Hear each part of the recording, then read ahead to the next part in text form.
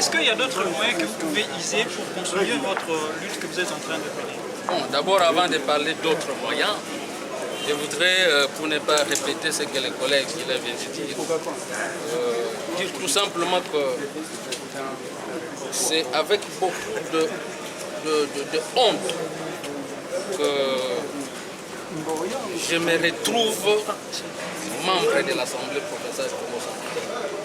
Parce que lorsque la population que vous êtes, que nous représentons, veut être valablement informée par acquis de droit, et le même collègue vous empêche, n'est-ce pas, d'obtenir les informations de la personne ressource. Mais ça devient compliqué. Je m'interroge. Quel genre de députés sommes-nous? Et je pense que c'est la même question que la population du Congo central. Et donc moi je prends à témoin toute la population du Congo central. Je prends à témoin la presse qui est un autre pouvoir.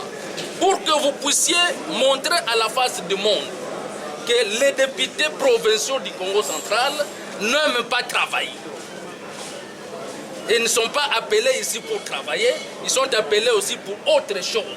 Parce que nous apprenons des réunions nocturnes pour se distribuer des billets de banque. Est-ce que nous, on n'a pas besoin d'argent? Mais pourquoi on travaille? Mais effectivement, il faut travailler pour avoir l'argent. C'est quel pays finalement? C'est quelle province où nous nous retrouvons?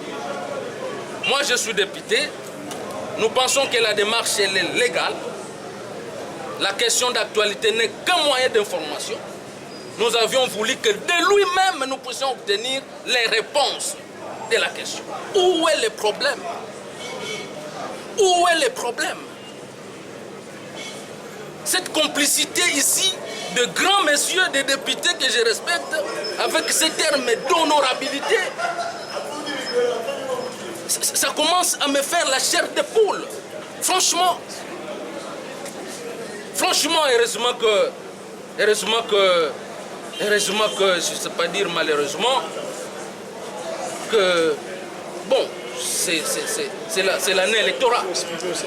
C'est l'année électorale. Je pense que la population est en train de voir avec qui faut-il marcher prochainement. Parce que cette province, on va aller où finalement? Cette assemblée, si on ne peut plus poser la question à un membre du gouvernement, à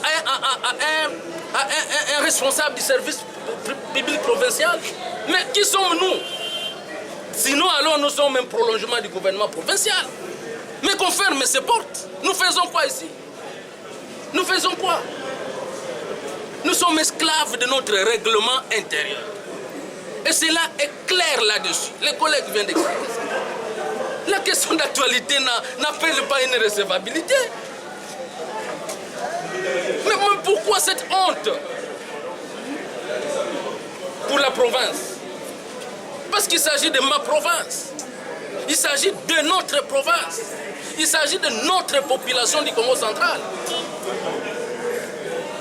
qui cotise par les taxes et les impôts gérés par la DGRCAC. Et chaque fois qu'on pose une question aussi importante comme celle-là, non, des amis pensent qu'on est contre le gouverneur, on est contre les DG. Non, mais le gouverneur doit comprendre que cette façon de faire ne va pas les propulser.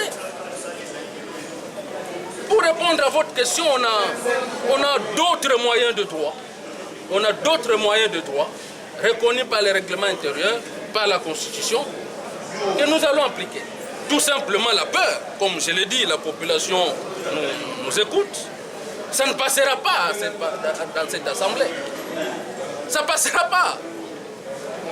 Ça ne passera pas parce que c'est la loi de la majorité et la majorité a été déjà constituée et nourrie et c'est fini.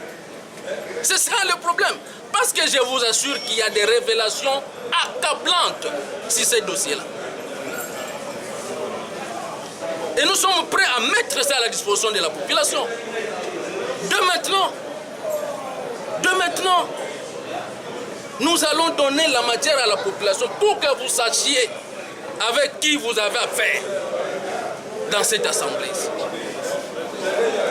Merci beaucoup.